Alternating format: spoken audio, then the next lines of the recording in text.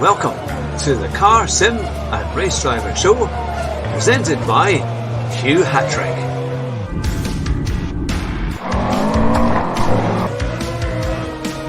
Here at Bathurst in the Forest, my very special guest, Basic Ollie, Rascal, Rabbit, Josh Martin. It's great to have you back on the show.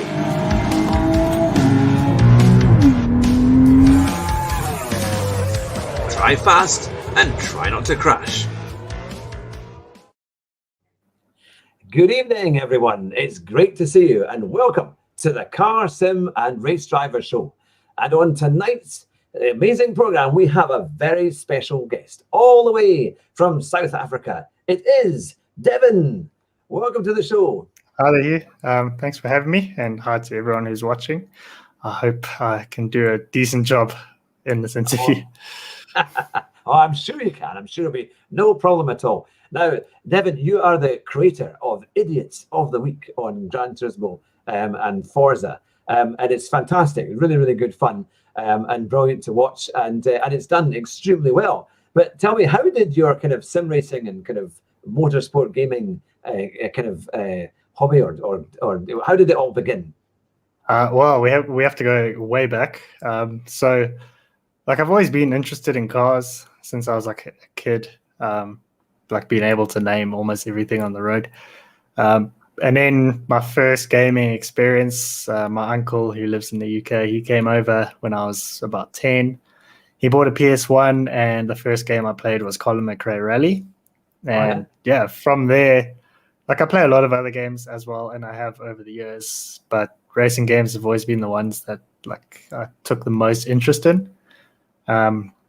And then sort of in high school, I didn't really play too much for about 4 years or so. And in the first year out of high school, I bought an Xbox 360 and I started playing Forza. And the rest is leading to where we are now. Fantastic. So did you ever do any kind of other PlayStation games, or was it only kind of mainly kind of Xbox and things like that? Or so did you do the early Gran Turismo games too? I played a little bit of the first Gran Turismo, but I was so young, I don't really remember much of it. And then I played a bit of Gran Turismo 4 with a friend. We did that 24-hour Le Mans race, most of it on B-Spec, so the game was doing it for us. But so apart from Gran Turismo and Forza, the odd rally game here and there. I was a big fan of the dirt games, particularly Dirt 2 and 3. But I haven't played too many rally games recently. It's just mostly been Gran Turismo in the last couple of years, actually. So what was it like playing Forza? Because I have to say, I know Super GT used to do a lot of Forza videos, but then he kind of was won over to Gran Turismo. But obviously you've done Forza for a long time. What was the thing that kind of made you like Forza so much? I don't know. It seemed to be the one that I started playing when I first got my 360, and I started with Forza 3, and then I got online just before the beginning of Forza 4. And then I got Forza 4 and discovered the whole online community aspect of that. And as far as Forza goes, it doesn't get any better than Forza 4 in my opinion. So, that was if I was going to pick a Forza that was going to grab me, it was going to be Forza 4. So that is kind of why I am so passionate about it and why I have been so critical of the last particular Forza 7, or particularly Forza 7, because I know what the franchise was and I know what it could be and should be, and what it's not. It kind of is a little bit disappointing. But it's just been an enjoyable game to play, and one that I've sunk more hours than I'd like to know into over the years. But not so many since Forza 7 came out, just because it's not really what I hoped it would have been. Yeah. Now, I'll quickly go to one of the questions in the chat. It's from Sean, and he says, your Idiots of the Week videos are amazing. He says, how long does it take you to put all the shorts together? as you must get loads of them sent to you every week.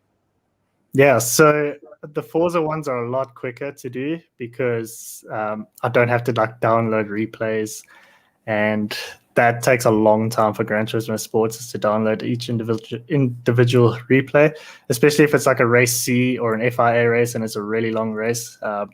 So that's why it really helps when people are specific about the times to look for in the replay. But Forza, it can take 2 or so hours to go through the clips, and then maybe another 2 hours or so to make the video. But often I space it out, so I'll do like downloading the clips one night and then putting it all together the next morning. Whereas Gran Turismo, that can be quite a lot longer. But it's kind of worth it because that one actually seems to do a bit better than Forza. So I really don't mind the extra time. I would say for Gran Turismo, maybe about 6 hours on average. Yeah, no, that's a fair bit. Because I thought people would have to record their own replays and then do a video edit and then send that to you. But some people do that. Some do. But that was before I realized I could get people to just share their replays in the game, because that just makes it so much easier. So all they have to do is just share their replay after the race and just tag it with IOTW for Idiots of the Week.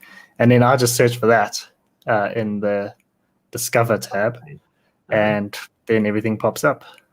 Oh, that's pretty good then. So it makes it easier for them. So, and also I can record it myself, so the quality is a lot better. Yeah, well, we certainly appreciate the work that you put into it, because they are very, very funny. The way that you do it and this kind of commentary, it's kind of, because obviously most people would laugh at their own jokes, or when they see the things happen, but you're able to keep a straight way throughout the way through it. Sometimes like when I watch a clip for the first time, like it genuinely does make me laugh. But after you've watched it a couple of times and the editing and all that, you get used to it and you don't laugh at it too much anymore. So, I mean, obviously there seems to have been a kind of direction of travel that in the last, say, 6 months to a year, the driving skills have been a lot worse. So in terms of, there seems to be an awful lot more accidents happening and people being punted off. Most definitely. Experienced the same thing? And do you have any answers as to why do you think that might be happening? Well, for me, in races I've done, I haven't really experienced it all that much, it must be said. I've come across the odd guy who is a bit filthy. But that's for any game, I suppose. But it's definitely in the last couple of months, I've seen so many more just shocking examples of driving, like putting it on a Forza level, like Forza launch level, like that bad. I think like a lot of it's got to do with the penalty system being easily abused, and also guys who deliberately tank their ratings so that they end up in the E-rated lobbies again, just so they can get easy wins. I mean, if you look at any of those guys who are like repeatedly on Idiots of the Week, and you go and search for them on kudosprime.com, you'll notice that their safety rating and driver rating chart is abysmal. It's just like so many resets. So there's guys who take advantage of that. Fortunately, they're in the minority, but yeah, they do certainly show their face quite a bit. Yeah, that's the thing. And what was it that inspired you to actually start the series of Idiots of the Week? Okay, so the first thing is I was going through, it was back in Forza 6 days, and like the racing was so like shocking, just an absolute car crash. And excuse the pun. And I was just going through my Xbox feed of like friends' clips and stuff, and I saw one from JSR Rossi, who is now LZR Rossi, and he had a clip of him dodging a guy who was trying to ram him, and it was just, I'd never seen anything like it. And I thought, you know what, we could actually turn this dirty driving into something here and like create a bit of a series out of it. So I mean, it was a little bit difficult to get started, as you would imagine. Like, people don't know about the series, so no one's sending any clips. You have to go search for it yourself. But once you get started, it's really not that bad. Like Gran Turismo, to get things going took a while. Like we used to go 3 weeks or so between episodes, and now it's more than enough every week.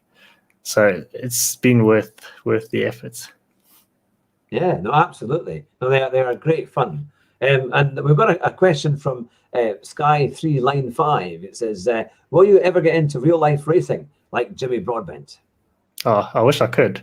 But to be honest, I don't think my skill level is good enough. Especially the last, I would say, since lockdown, really, my skills have just deteriorated shockingly. Yeah, I don't know what it is, but I haven't been playing a whole lot. Yeah, I'm quite lucky that I do have both idiots of the week, because that does give me quite a bit of content for each week. Yeah, yeah. No, it's fantastic. So you were saying before you quite like Group 4. That's one of your favourite groups of racing in Gran Turismo. So why is that the case? Well, I tend to be a fan of the slower cars. So I consider myself a slow car specialist. So like pretty much anything like N100 and 200 on Tsukuba, I'm all over, unless I've done it often and it's just boring. So Group 4 for me is quite a nice balance between the speed and the handling. The only thing I would change about Group 4 is just the domination of the front wheel drive cars. It does get a bit boring at times. But yeah, I much prefer to Group 3, where they can be a bit of a handful to handle. And yeah, they are quite a lot quicker, and I prefer just a nice chill drive. Yeah. And we've got a good question from Rumar. He says, does Devon think that the push to pass approach will catch on now that there are no rules? Yeah, the literal push to pass, not the IndyCar one. Yeah. I think a lot of people are exploiting that, actually, because, well, fortunately, it seems like it might have changed a bit since they changed the penalty algorithm. But I mean, you do see it all the time. People just pushing, knowing that they're not going to get a penalty, and then they pass. And I really hope come Gran Turismo 7 that they've worked these little things out, and we don't have the same issues. I mean, they've had 3 years of Gran Turismo Sport to play with the system and work out what works and what doesn't work. So hopefully we're going to see things be a bit more fair and not encourage the dirty driving. Yeah, yeah. And going on from that, what would you say is your least favorite kind of dodgy move, or you think is the worst dodgy move that you've seen in Gran Turismo? Well, one that irritates me, and it's also comes to be like the push to pass kind of thing, or the punt to pass. But it's really irritating to me when someone does that and then they put their hazard lights on, like to say sorry, but like they know they've done something wrong and they just carry on racing like that. So they're not really that sorry about it, are they? Yeah, yeah. So you're one of those people that if you do accidentally bump into somebody and put them off, would you slow down and let them repass you, or would you just carry on? It depends on the situation. Like there was one in my video from the other day where that did happen, but it wasn't entirely my fault, because the guy he had an incident and he was going a lot slower than I thought he was going to be going, and I picked up a 2-second penalty anyway. So I figured, I've been punished enough.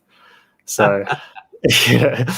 But yeah, if it's one of those things where I genuinely did mess up, or I didn't get a penalty for something that probably I should have, I'll let someone take their position back.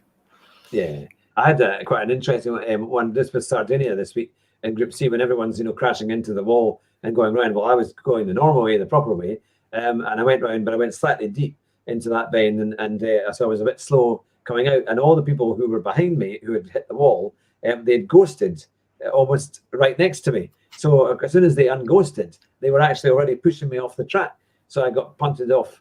It was because they'd unghosted at the wrong point. And they were basically right almost inside my car, and it was kind of crazy. Sometimes the unghosting can come at the most inopportune times. There was one when they had the rally race a couple of weeks ago, or about a month ago, and the guy unghosted right in front of me, and I punted him off. There's not much I could do about that. I probably should have, been a bit more cautious, knowing he was likely to unghost, but such is the way of rated races. you need to do well. Well, that was the thing. I was streaming last night, and I did a game where I did punt somebody off, and it was my own fault, and just went deep in a corner. And so I thought, right, I'll slow right down and let the other guy go past. And then he still pushed me off anyway. So even though I'd given him plenty of space, and we could have gotten back into the race, he just punted me off and slowed himself down. Yeah, that's one thing I've noticed, particularly Gran Turismo, is a lot of guys seem to have big trouble dealing with their anger. Like in that example that you just spoke about, you were clearly showing a bit of remorse for what you did. And the guy could have just gone past and been happy with it. But no, he's got to get his own back.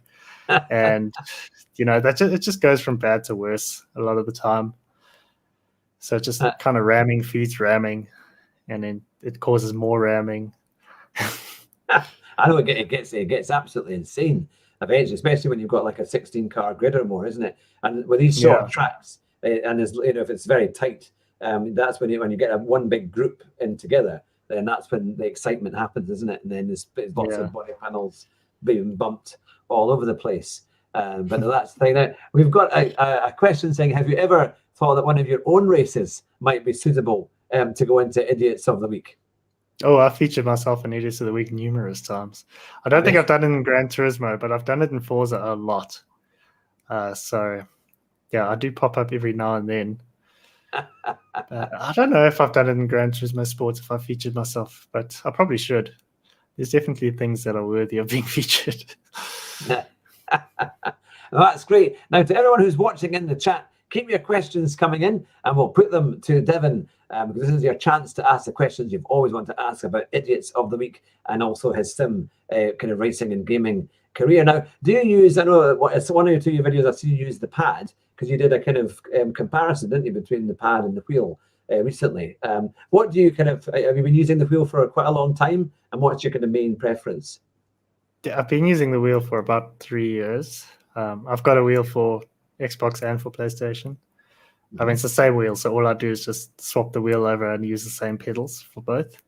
I much prefer using the wheel, but sometimes, like, if I just feel like chilling out and not, setting up the wheel, it's quite nice to just be able to pick up the controller and play.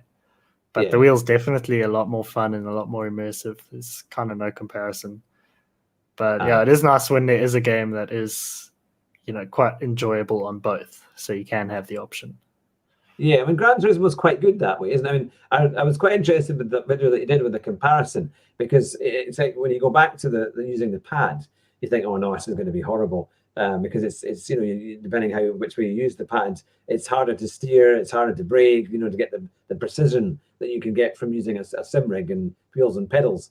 But what you did is show that you can still be pretty quick by using the normal pad, even though you're used to using the steering wheel. And I think a lot of people have probably forgotten, actually, now we're so used to everyone getting a wheel and pedals, that were you quite surprised at how easy it was to go fast just using the pad? Oh yeah, I was extremely surprised. I mean, my consistency on the controller in that situation was a consistency I've never experienced ever. I think I was like 6 or 7 laps in a row where I was pretty much within the same 10th or 2. And then I ended up being faster on the controller. But I think it is situational. Like, you're not always going to be faster on the controller. I think like the Sardinia this week, I probably would be faster on the wheel. But if the right thing comes up, then you can be faster on the controller. And I do know like a couple guys who have been S-rated drivers on the controller. They just might struggle a bit more when it comes to like race C or FIA races where they have to manage tires and stuff like that, because you're doing full lock the whole time on the controller. So that is a bit more difficult. Yeah. Now we've got a good question from Decked Globe 2199. He says, these years haven't really seen much new racing titles, and most of them won't come out till 2022. So do you think this might become the norm, or will we see a resurgence in the next few years?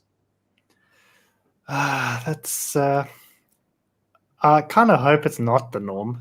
I mean, at least from a content creation perspective, it makes things very hard.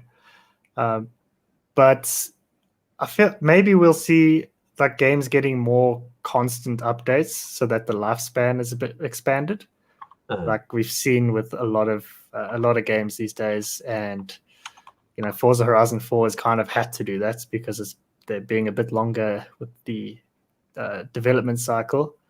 So I don't know if we'll see like every 2 years anymore. We might see it, well, for Forza anyway. Gran Turismo has never been like that. But for Forza, I don't know if we'll see it every 2 years. We might just see a longer sort of support for the game while they build the next one. So we'll see. Who knows how long the next Forza Motorsport is going to take, but hopefully it's worth the wait. Yeah, because it seems like everything's been delayed. I think obviously a lot with COVID and everything else, so there's so much going on. Because I think we thought Gran Turismo 7 might well be out this year, but I think it's going to be probably next year or whatever by the time we get it, as it goes on to the PS5. And I think it's been the same with Xbox as well, isn't it? It seems to take an awful long time.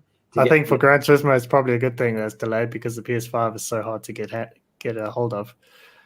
Maybe by the time the game's ready, it'll be far easier to get a PS5. Yeah, because that's it. You just can't get them at the moment. It seems to have completely sold out. Now we've got a question on a different subject altogether from Sky3Line5. What car do you currently own, and what modifications do you plan to do to it, if any? I've got a Golf 6 TSI, so it's the 1.4. But I don't really plan on doing any upgrades to it. I don't think it's a car worth upgrading. As much as I like it, it's not a car that I really want to upgrade because then I'll just look like I'm trying too hard. If I got something like, I was originally looking to buy an MX-5, but then the Golf came up and it seemed like a far better thing to buy, like in terms of practicality and stuff like that. But I would really like to get an MX-5, and maybe if I got one of those, I might do something to it. Yeah. And lots of you put bigger exhausts on it and lighter wheels and all sorts of easy modifications to make it go. There's any number of things, especially if it's a second car. Like if I have two cars, then I don't mind upgrading one. But if I only have the one car, I might be a bit hesitant.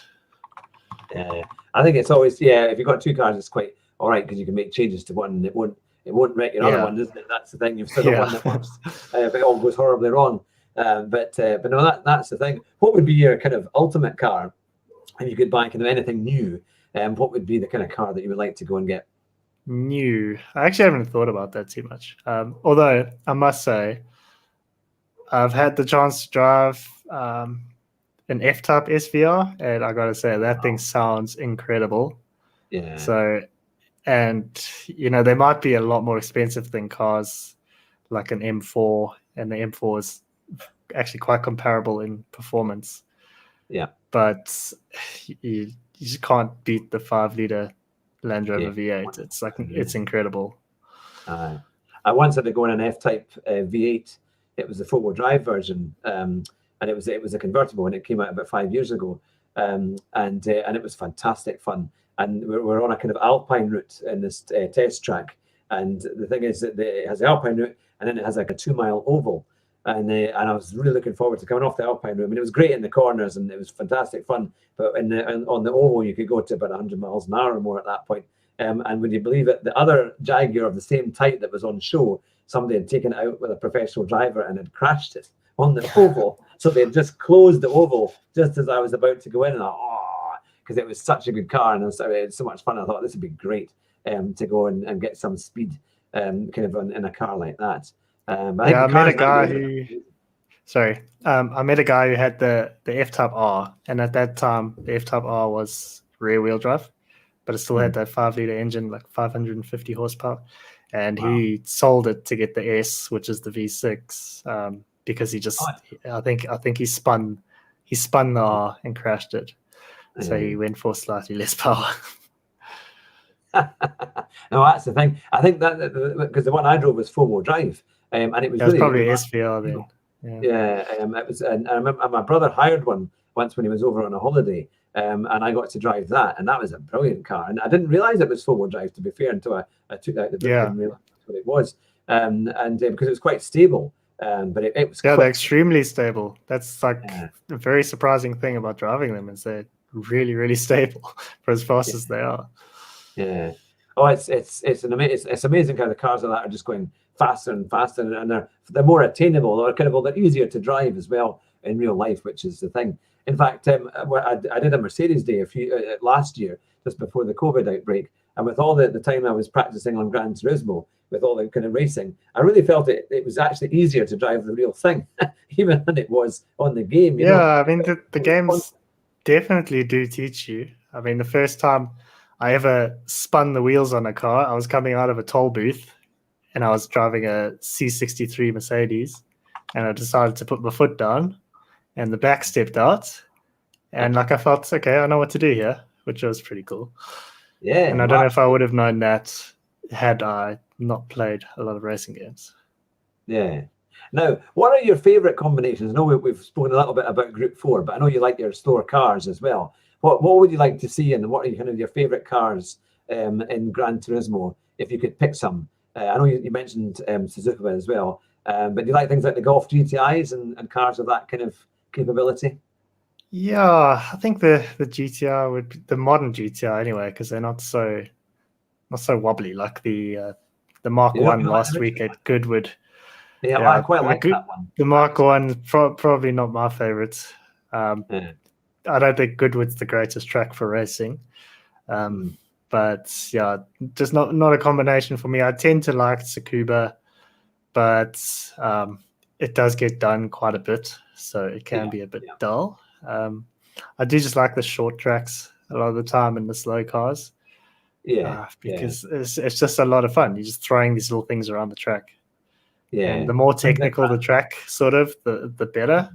Because it's pointless driving a slow car like on a Monza or something. I'd much prefer to do it on a small technical track. Yeah, like sometimes when they use Suzuka East, I quite enjoy that when they have the Mini Coopers from the 1960s. Yeah, I do like Suzuka East as well. Except for a couple of weeks ago when they had it in, what was it, the Toyota GT86 perhaps? I didn't get along with that one at all. Yeah, but generally I do like that track.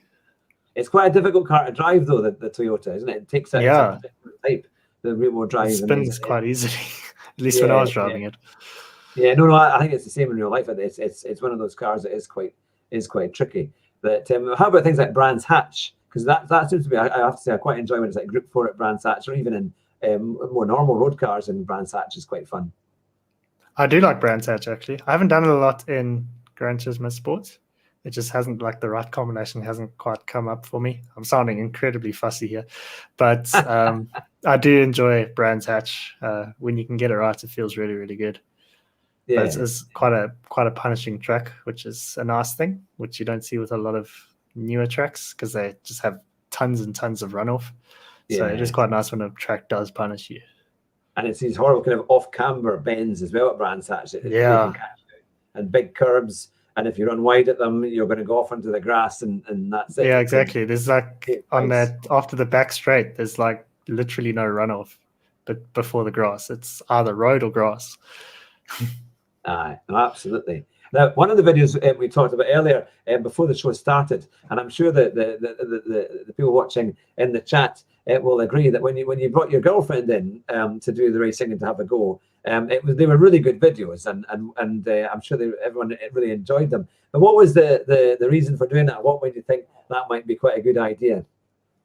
I've always we started dating nearly 6 months ago, but like when I started YouTube, well, not when I started, but for a while, I'd always wanted to, if I had a girlfriend at the time and she was into it, we'd try this and see how it goes, because I think it would make for decent content because, well, especially in my girlfriend's case, she hasn't got any experience with racing games. She drives an automatic car in real life.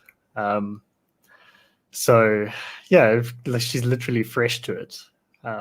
So I thought it would be a nice sort of thing to see her progress, and a few people have enjoyed it. So we're going to continue that. But yeah, she does live 2 hours away, so she's not always available. But when she is and the right races are there for her, then we'll keep it going. And I'll make sure we turn off auto brake this time. That's a horrible thing, that one. Oh, it's when it breaks. It's like that though. Even this week at Sardinia, you come around the first corner and you go into the S's, and the little brake light is shining, even when you can go flat out. Much right through. And it brakes well, when I tried the auto brake and realized how bad it actually is, it was about was it the third to last corner at Red Bull Ring, the right-hander, or the quick left-right. The car just comes to damn near a full stop. Yeah. And like everyone behind you is like furious because why are you stopping on the apex here when you should be going nearly flat out? They're going to ram straight into you. They're just not expecting you to do that, isn't it? It's that's the kind of thing. Now we've got quite a few in the chat who have got messages and things like that. We have Backwoods Lawn Care who said, "Tell Devon that I'm here, please." So if you know who Backwoods Lawn Care is, aka Jackal, yes. And he very kindly said, "What no super chat?" But I'm afraid that because I'm going through menus that I'm not using Streamlabs at the moment, I can't do super chat, and I need more subscribers to be able to get super chat. Yeah, you got to do that 1,000 subscriber milestone. So guys, subscribe, get us closer. That's the thing. Hopefully, we're going to get there, not in the not too distant future, but then it will all come along. Now, also there was a great comment here from Skyline 3. Which game are you most looking forward to? Gran Turismo 7 or Forza Motorsports? It's a tough one. I think, given that Gran Turismo hasn't really ever made a terrible game, and I really enjoy Gran Turismo Sports, I think it's more reasonable to expect a good experience from Gran Turismo 7. But I think Forza Motorsport does have a lot of potential. So if they can get it right, and hopefully they've seen what Gran Turismo has been doing for the past 3 years and seen how the player retention has been. A lot of people might not be too keen on the idea of, Forza Gran Turismo Sport type game.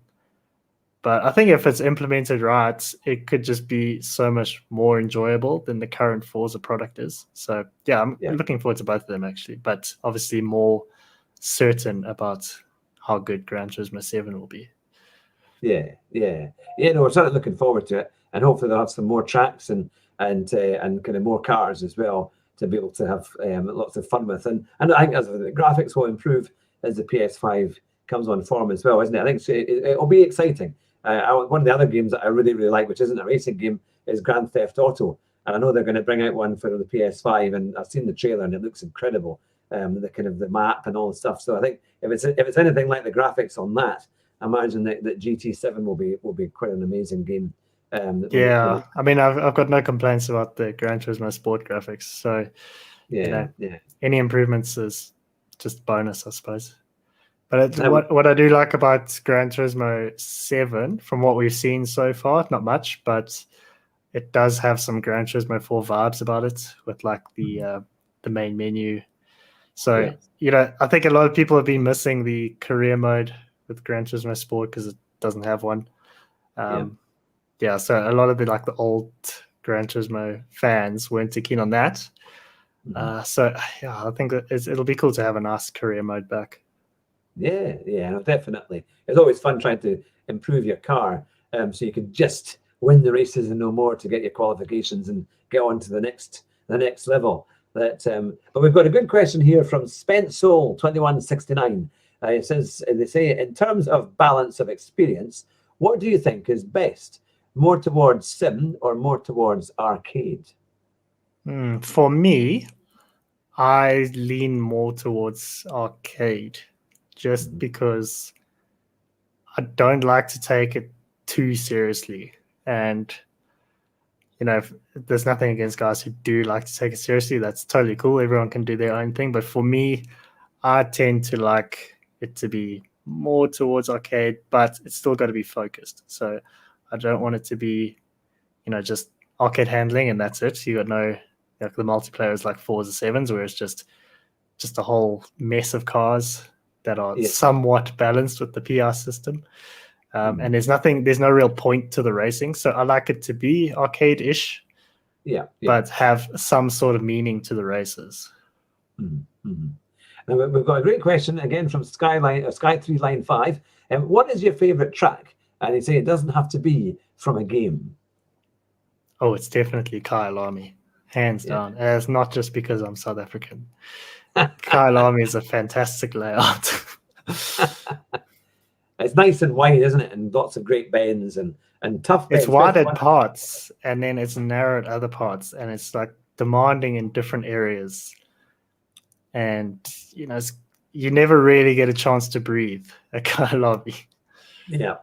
As you say, you're holding your breath almost, isn't it? As you get to some certain parts. No, that's the thing. So, what kind of sim rig do you have? And same on pedals. What do you use? I've got the Logitech setup, so I've got the G920 and the G29. All right, excellent. Yeah. So, I mean, they totally fine. I've never really played with anything else. I played a little bit with a Thrustmaster TSPC, and that felt really, really cool because it's belt driven. But I don't have any complaints using these. I do really enjoy them. The only thing is, for anyone who might want to get them, just make sure that your pedal cable doesn't get pinched between anything, because my first pedal cable did get pinched and it cut the wire, and then that was dead pedals. So I'm glad I got the second wheel to use those pedals. Well, I pinched the wire on my G29 on the power socket. I didn't realize it was underneath something, and eventually it got marked and it broke the actual outline of it, and you could see the actual real wires through it, and it started to spark. And one day I was doing a stream, and it was all starting. I don't know what's going on. I could see this thing because I had it quite dark in the room, and it was sparking away. And I thought, right, I need to get another one. And thankfully, another member of the community said, "Oh, we've got a spare PowerPoint if you want it." So I was able to get another one because I tried to go to Logitech. There was no way of getting one. So he sent me one, so I was able to continue on. But no, I think you've got to watch all the wires are well clear, aren't they? Otherwise, yeah, the problem with that pedal cable is that it's a really thin cable, and inside there are 6 tiny cables. So trying to solder them together is something that's going to take someone who's got a bit more experience than me. Yeah. So my pedals might be salvageable, but yeah, not by me. And now, I mean, the channel is growing really well. You've got over 26,000 subscribers. What are your kind of plans for the future for the channel? Are you going to continue doing more Idiots of the Week, or do you have any kind of new idea? I'd be an idiot myself for stopping Idiots of the Week. I keep doing that, and I'm quite intrigued by the idea of the co-op F1 2021 career. I think that could be a lot of fun, if you're doing it with another creator. So yeah, we'll just see what games come out. I'm really excited for Gran Turismo and Forza from a content point of view. But yeah, as far as this year goes, continue with Gran Turismo and the Idiots of the Weeks and F1 2021, and I'm actually quite interested in the Hot Wheels game as well. Oh yeah, of course. Yeah, that's the new one that's coming. The F1 is quite an interesting one, isn't it? Because there are some people who do a huge amount on F1, like Alex Gillen, who's very big on YouTube with that. But it's been hard for folk. I know Super GT said that whenever he did an F1 video, it didn't really work that well. It wasn't anywhere near as popular. Yeah, So I tried F1 2018, and that never really did terribly well on my channel, so I did get a bit discouraged by it. But I think that's just the nature of YouTube. Like when I started on Gran Turismo Sports, it was really hard to get an audience because YouTube does pigeonhole you. So if you're known for doing Forza, you better keep doing Forza. But when the audience dries up for Forza, you have to try and do something else. So it took a while to try and get a bit of an audience for Gran Turismo, but yeah, you just got to keep plugging away at it, and the audience will hopefully start growing. Yeah, no, that's really good. Now we've got a great question from Digital Car Culture, and it says, "Who has been the biggest idiot you have ever seen?" There's one. There's a Forza guy. I think he's got to take the cake. He's got about 14 accounts. Almost all of them have been banned at some point, and he's appeared on the series. I couldn't even tell you how many times. Yeah, he's definitely got to be number one. The sad thing is he is South African as well, so it's a bit of a shame for the country. But yeah, there's just no comparison. He's got to be it. Yeah. And Digital Car Culture has also said, are you aware of Momos? But I'm sure you well are. Oh yes, I've been in a race with him before. However, he was in the front of the pack and I was in the middle of the pack, so I didn't encounter him. But he's infamous, shall we say. Yeah, there seems to be quite a few. Mind you, he's got plenty of followers who are trying to kind of be just like him. It seems at the He's moment. got to be the most well-known Gran Turismo sport player who isn't making videos. Yeah, I can imagine it, though. I think that might be. There'd be a few thumbs down signs, I think, on the reviews. But no, that's quite the thing. Now, Decked Globe 2199 asked a question. A couple of weeks ago, you introduced a retro reviews video to your channel. Is that something you plan on expanding on in the future? I did actually really enjoy making that video. However, obviously, it is quite a niche thing because it was Dirt 2. But yeah, I like going back to these old games, and if the right game comes up that I feel like doing a little retro review for, might continue it. Yeah. That and what gives you the kind of the funniest moments? Because obviously you see people ramming people of all sorts of different ways, and we've talked about the most annoying and the worst kind of punt. But is there anything that you find that it just makes you seriously laugh out loud when you actually see it? What's been the kind of coming together or crazy incident that has made you laugh? The best ones are in Forza, where now if you're lapped, you're ghosted, and when people who are ramming, they tend to wait up for the leaders to come back around, and then they don't realize they're ghosted. So they just try to go for the almighty punt and they just carry on straight through. That always gives me a laugh, but I think they've worked it out by now. So we don't see that too often anymore. Aye, that's the thing. That now we have Backwoods Lawn Care saying, are you going to start live streaming again? Well, I have applied for a fiber line, and I mean, they gave me a window of 2 to 6 months, so who knows when that's coming. But if and when that happens, I will be planning to start live streaming. Yeah. And how do you find your community? Because obviously you're on Discord. Let's say that's built up over the years. Do you have any plans to expand on your Discord? And how do you have like community races that you do as well with them? Well, that would also be something that we would do when I stream, because when I did stream, we used to do open lobbies a lot of the time, and those are actually a lot of fun. So you do a lot of tracks and car classes and stuff that you don't do too often, and that are just a lot of fun. And generally, actually, in those open lobbies, because the guys who are sort of like-minded, you tend to have guys having decent races. Mm-hmm. So if I start streaming again, I'll definitely be doing open lobbies. I'm actually talking to a couple of guys right now about something else we're wanting to do, which may or may not include people from our community. We'll see how numbers of players go. But yeah, that is something that we're planning. Yeah.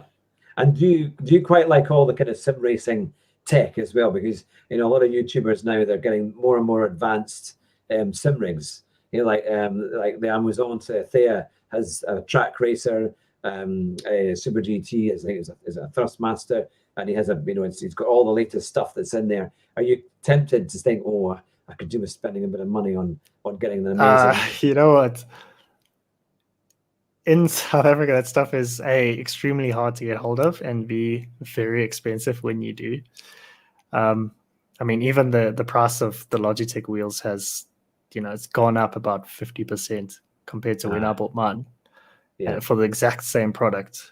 And if I was maybe playing a bit more, then I would maybe look at it. But at the moment, I'm really happy with what I've got. So yeah, I've got no complaints with my equipment.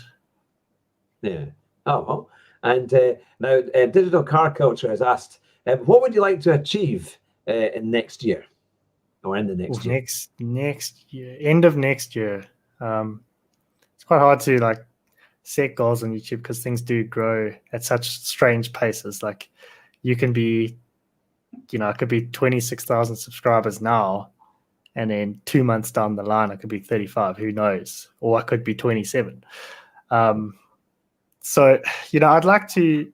My ultimate goal on YouTube is to get that silver play button for 100,000 subscribers. Yeah. But I think a lot of game launches are going to help that. So when Gran Turismo 7 and Forza Motorsport come out, that's really going to help me get along the way. So maybe before then, about 40,000 before those launch, I'll be pretty happy with that. But yeah, it's very hard to predict these things. I mean, if you look at Super GT, he was 50,000, and then he put out. It feels like when he put out that shameful Rammers video, things just exploded, and now he's 500,000. So, yeah. Yeah. Now we've got a good question here. It was, would you hit test drive Solar Crown? No. I'm quite interested in it, actually. I'm not generally a fan of open world games or racing games anyway. All that much. Like Horizon, I find myself just, be playing with friends, and then 5 minutes later, it's like, okay, guys, what are we actually trying to do here? Because you're just driving around aimlessly. So, if it can be a good competitor to Horizon, and a lot of people, I've never really played Test Drive, but a lot of people seem to hold it in a pretty high regard. So it could be pretty fun. And yeah, it's the first game I've seen that's got the Range Rover Sport, the new one. That's right. Yes. All the ones have the old ones. So yeah. No, that's. I suppose it's a different nature of game, isn't it? When you're just doing test drives or roaming about different maps and areas to actually racing, isn't it? Yeah, I do like that's the thing that's attracted me to Forza so much and allowed me to made me want to spend so much time playing it, is like racing against other people, not necessarily even online, but on leaderboards, to see who are you faster than, how much can you improve, what sort of rank can you get up to.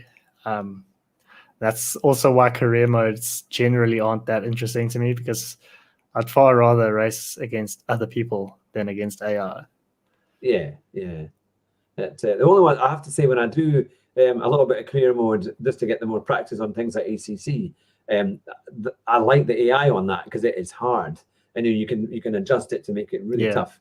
And if you can stay with them and keep competitive, it helps boost your ratings quite a bit. And they do all sorts of dodgy moves all the time. They'll ram you off. They'll go inside and just and if you hit anybody or even touch them, they'll come after you.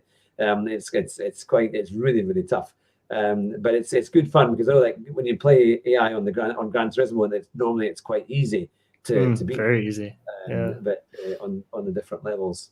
No, that's quite the thing. Now, Spent Soul 2169 has said, would you get the test drive Solar Crown on PC? Oh yeah, every game I'm going to get from now, if it's available on PC, I'm going to get it on PC.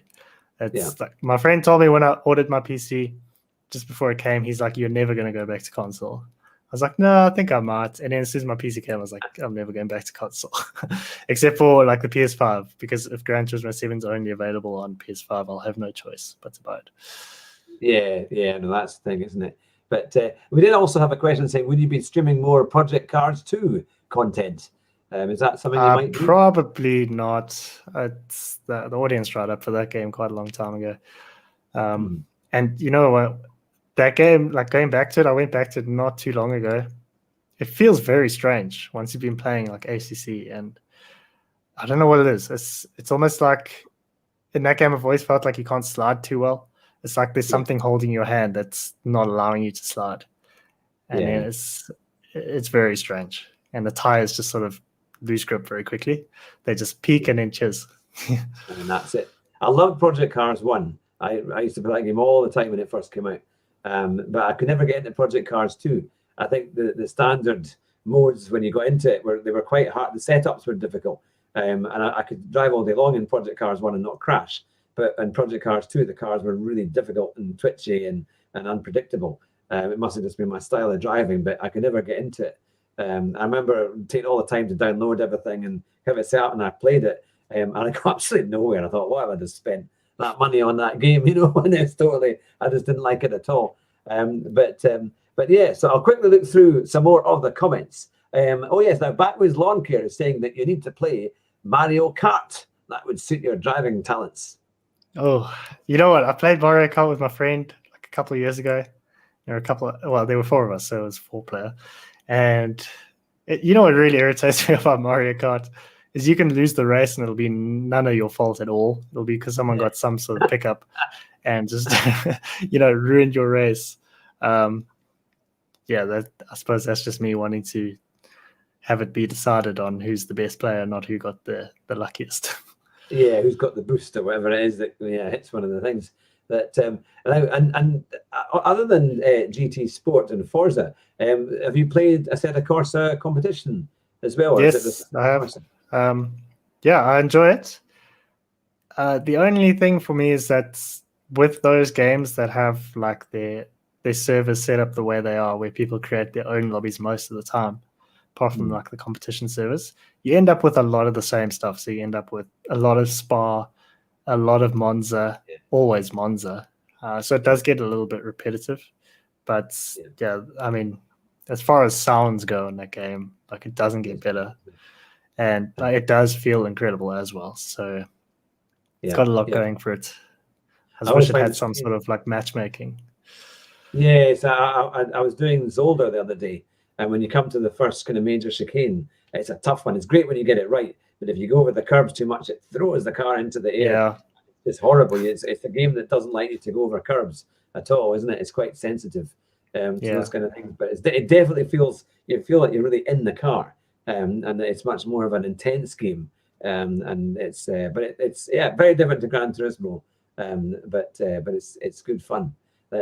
So do you have a message for your community who are watching tonight, and who'll be watching this a bit later on as well? As to what kind of tips would you give them if some of them might be thinking about making their own videos for their own YouTube channels and things, and have been inspired by what you've done? What kind of tips would you have for them? So I would say if you're thinking about doing YouTube, do YouTube. Just start it. There's nothing stopping you from doing it apart from yourself. So you might as well, if you want to do it, go for it. There's like free software you can use to edit videos. You can use, if you're on console, you can use, the Xbox recorder or the PlayStation one. There are ways to make videos. So I mean, if you have any questions, like direct questions about what to use and stuff, just shoot me a message on Xbox or PlayStation or Discord. Discord's probably best, and I'll get back to you. But if you're thinking about doing it, do it. Yeah, that's the thing. And did you ever think that you would maybe use other channels, so not just YouTube or because some people, they go into Twitch and it's either a decision to go Twitch or YouTube, but were you always kind of definitely on YouTube, or did you have other plans? No, it's always been YouTube for me, especially since like my audience is all on YouTube. So I think to get started on Twitch, maybe eventually, but I think it makes more sense for now to stay on YouTube, at least for if I was to stream. Yeah, no, that's great. And just in closing, I'll ask a couple of questions here from Spent Soul 2169. Do you think Sony would let more PlayStation games on PC in the near future, like Gran Turismo 7, and why or why not? So that's what I'm hoping for. I mean, there's a couple PlayStation exclusives that have popped up on Steam now, so maybe they are going to start putting exclusives on PC because the market's quite big. And I mean, Xbox has done it, and clearly it's worked for them. So hopefully they do it. It'll save me a lot of money with the PS5. So if they put Gran Turismo 7 on PC, I'll happily buy it. Yeah. And where do you think that it's going to go? Because we've seen, obviously, YouTubers come from the 2014 onwards, and even earlier than that. And we've got like kind of many of the big names coming along, and you're building your channel as well now, and you're quite, you've got a good following. How do you see it kind of developing? Do you think it's going to get even more specialized, or do you think more of you guys will be kind of going into real racing? Would you ever think that you might have a chance to do some kind of track day experience because you're a YouTuber? I feel like the bigger guys might start doing a bit of real stuff. Like Jimmy is already doing it, and Super GT's doing a lot of karting, and like he's got close ties to Lando Norris, so who knows where that could go for him. Personally, I really would like it to happen for me, but if it doesn't, like, I'm happy just doing YouTube. I really enjoy doing it. That's why I have done it for the past 5 years. Nearly 6. Yeah. No, it's fantastic. Well, look, it's been great to have you on the show, and thanks to everyone in the chat who's been watching tonight and asking such great questions. And if it's the first time that you've seen Devon, then make sure you subscribe to JSR Devon on the YouTube channel, because you'll see these brilliant videos of idiots of the week, and they really are fantastic. If you want to cheer yourself up on a Monday or a Tuesday, whenever they come out, it's always great to watch. It's a random day.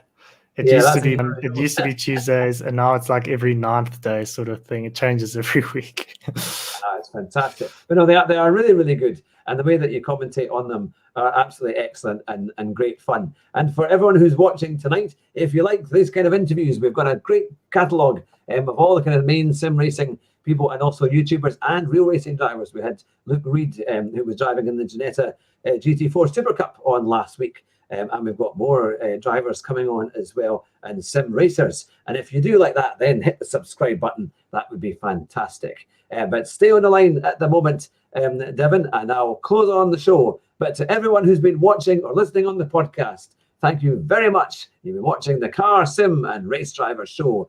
And in our motto here, as true professionals, it is drive fast and try not to crash. And if you do, you'll win the race at the first corner. Take care and bye just now.